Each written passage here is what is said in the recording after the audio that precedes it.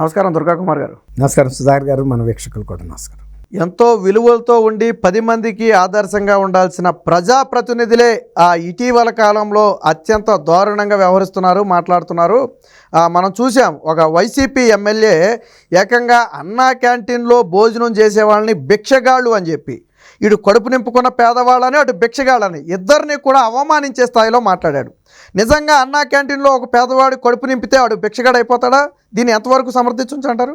ఇది అపరిపక్వత తెలియజేస్తుందండి. ఆ వ్యక్తి యొక్క ఎవరైతే ఈ వ్యాఖ్య చేశాడో ఎర్రగొండపాలెం ఎమ్మెల్యే అండి, ఆయన తాటిపర్తి చంద్రశేఖర్. అది వాళ్ళ పార్టీ అంతర్గత సమావేశాల్లో ఇలాంటి చర్చ జరిగి ఉంటుంది. జగన్మోహన్ రెడ్డి గారు అధినాయకుడు కాబట్టి ఆయన అన్నది వీళ్ళు వినుంటారు. అది ఇతను ఈ సందర్భంలో బయటకు అనేశాడు. అంటే వాళ్ళకి ఎలాంటి భావన ఉంది పేద ప్రజల మీద అనేది తెలుస్తుంది. అందుకే వాళ్ళు అధికారంలోకి రాగానే చేసిన మొదటి పనుల్లో ఇది కూడా ఒకటండి, అన్నా క్యాంటీన్ మూసేయటం. అసలు ఆ క్యాంటీన్లు అనేది ఎందుకు పెట్టారనేది తెలిస్తే కనుక వాళ్ళకి ఈ రకం వాళ్ళు మాట్లాడరండి. రామారావు గారు ఫస్ట్ రాజకీయ పార్టీ పెట్టినప్పుడే ఆయన వెరీ సింపుల్గా చెప్పాడండి.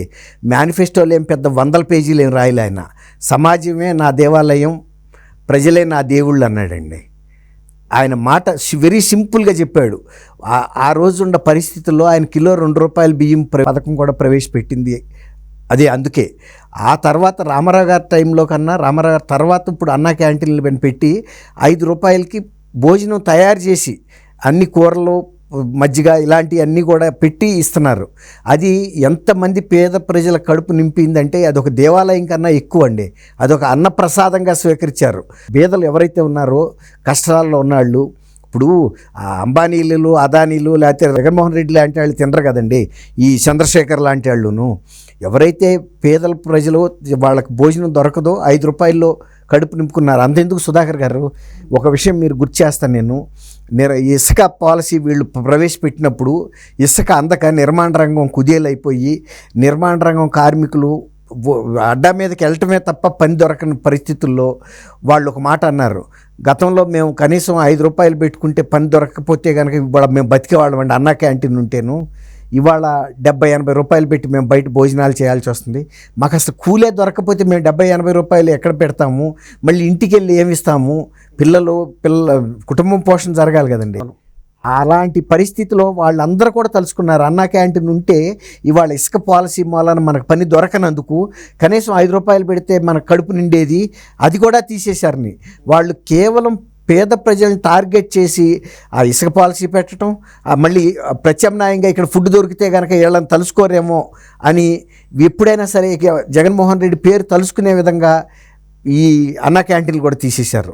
ఇవాళ ఆ మాటలు మాట్లాడటం అంటే అది ఒక రకమైన మీరు చెబుతున్నారు కదండి, మేము పెత్తందారులకి పేదలకి జరుగుతున్న పోరాటం అని.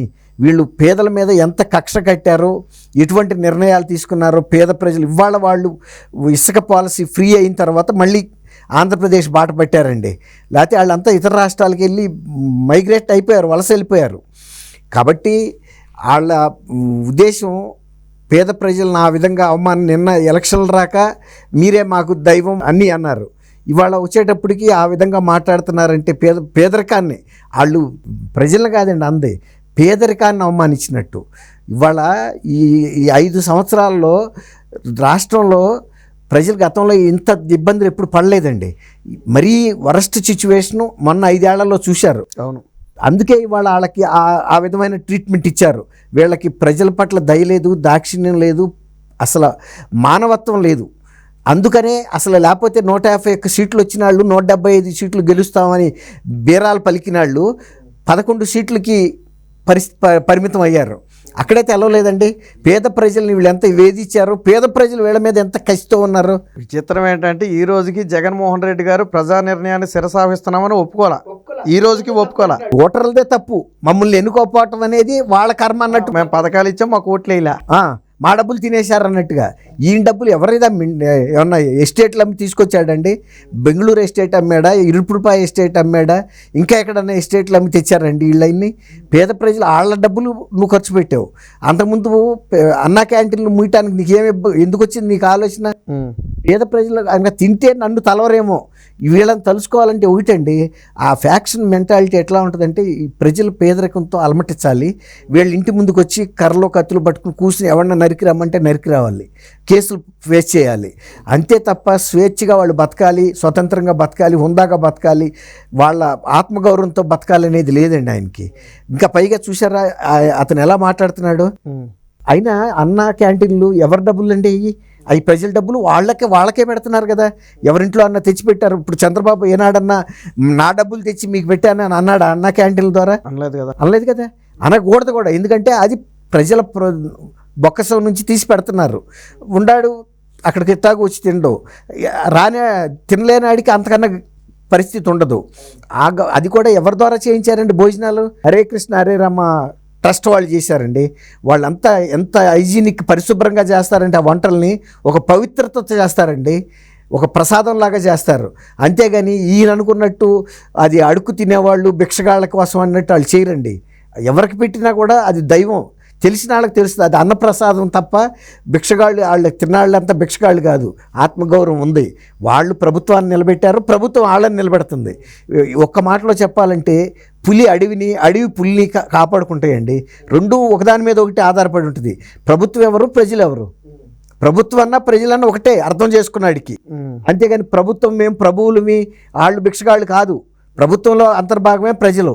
కాబట్టి అటువంటి ఆలోచన వస్తుందంటే వీళ్ళకి ఎంత నికృష్టపు దీనిలో ఉన్నారు ఆలోచన విధానంలో అనేది అర్థం పడుతుందండి. అసలు మన రాష్ట్రం పేరే అన్నపూర్ణగా పేరు గాయించింది కదా. ఎవరైనా ఆకలిని వెళ్తే వాళ్ళు తింటాం మానేసి మనకు పెడతారు. దేశం మొత్తం ఆంధ్రప్రదేశ్ గురించి చెప్పుకుంటుంది అలాగా. అవును, అన్న క్యాంటీన్లు అసలు ఎంత శుభ్రంగా మెయింటైన్ చేసేవాళ్ళు అండి. అది ఎవరన్నా చూసిన వాళ్ళు ఏఎస్ ఐపీఎస్ సైతం అప్పుడప్పుడు టేస్ట్ చేసేవాళ్ళు, కలెక్టర్లు టేస్ట్ చేసేవాళ్ళు. ఎందుకు చేయకూడదు? నేను ఇక్కడ కూడా తిన్నా అండి అన్నపూర్ణ. ఇక్కడ హైదరాబాద్లో కూడా అదే హరే కృష్ణాలు పెడతారు. నేను ఒకసారి కోకాపేటలో వాళ్ళ కిచెన్ ఉందండి, సెంట్రల్ కిచెన్. నేను వెళ్తే కూడా స్వామీజీ నన్ను తీసుకెళ్ళి కూడా చూపించాడు. ఎంత ఆటోమేటిక్ అండి, ఎవరు చేయి పెట్టే పరిస్థితి కూడా ఉండదు. ఆటోమేటిక్గా తర్వాత వాటిని ఇప్పుడు ఏరోప్లేన్లోకి భోజనాలు ఎలా వెళ్తాయో అలా ప్లాస్టిక్ కవర్ సీల్ చేసి వెళ్తాయండి ప్రతి భోజనం. హాస్టల్స్కి వాళ్ళే సప్లై చేస్తున్నారండి. తర్వాత ఓల్డ్ ఏజ్ హోమ్స్కి వాళ్ళు సప్లై చేస్తున్నారు. అలాగే కొన్ని అనాథాశ్రమాలు ఎవరైతే ఉన్నారో వాళ్ళు కూడా వీళ్ళ దగ్గర నుంచి ఫుడ్ తీసుకుంటారు. ఎందుకంటే వీళ్ళకి ఎక్విప్మెంట్ ఉంది, మెకనైజ్డ్ కిచెన్స్ ఉన్నాయి, పెద్ద పెద్ద కిచెన్స్. కాబట్టి అది ఆ మాట్లాడటం అనేది వాళ్ళ అపరిపక్వతకి, వాళ్ళ దివాళా కోరతనానికి నిదర్శనంగా చెప్పాలి. జగన్మోహన్ రెడ్డి గారు కూడా ఇప్పటి వరకు నేను దాన్ని ఖండిస్తున్నానని కనీసం ఒక మాట కూడా చెప్పాల. ఆయన ఏది ఖండించాడండి? ఎన్ని హత్యలు జరిగినా కానీ, ఎన్ని అరాచకాలు జరిగినా ఏనాడు ఖండించలా, ఏ రోజు ఖండించలా. ఆయన ఇప్పుడు బయటకు వచ్చాడు, కేసీఆర్ వ్యవహారం కూడా ఖండించలా, ఇది ఖండించట్లా. అదే అంటున్నా, ఏదైనా ఒకటి ఖండిస్తే ఇంకోటి ఖండించలేదనొచ్చు. ఆయన నేను ట్రాన్స్లో నుంచి బయటకు వచ్చాను, ఇప్పుడు రాక నేను ఒక కోమాలో ఉన్నాను అన్నట్టుగా మాట్లాడుతున్నాడు. ఇప్పుడే ఈ హత్యలు జరుగుతున్నాయి ప్రపంచం. ఆయన అంత పెద్ద కోట కట్టుకుని బయట ఏం విషయాలు తెలిసినాయండి ఆయనకి? తర్వాత అంత కోటలో ఉన్నట్టు ప్రజలకు ఎప్పుడైనా తెలిసిందా? మొన్న రోడ్డు ఓపెన్ చేయబట్టి ఈయన ఇంత రక్షణలో ఉన్నాడని తెలిసింది, అంతే కదండి. అప్పుడు రాక ఎవరికీ తెలియదు. కాబట్టి ఇటువంటి అపరిపక్వతగా మాట్లాడే వాళ్ళని ఈసారి వచ్చే ఎన్నికల్లో ఇంకా కొంత గుణపాఠం కూడా నేర్పుతారండి.